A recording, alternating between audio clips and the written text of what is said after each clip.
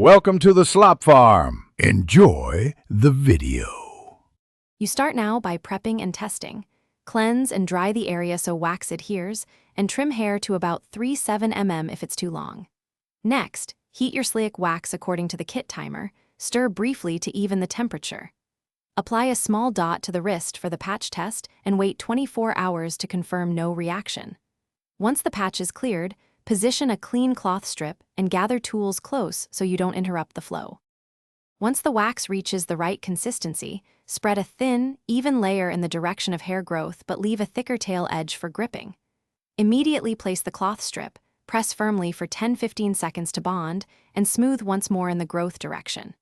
With one hand holding the skin taut, pull the strip back quickly and parallel to the skin, not upward, to remove hair.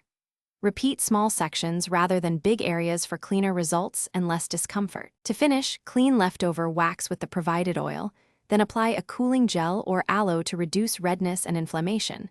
Avoid hot showers and tight clothing for 24 hours. For small mist hairs, reapply a tiny wax patch rather than redoing a large area. If you see persistent blistering, spreading redness, or intense pain, apply a cold compress and discontinue waxing immediately. If symptoms worsen, contact a medical professional. This keeps results smooth and skin healthy while preventing complications. Thanks for watching. Consider subscribing if we helped you today.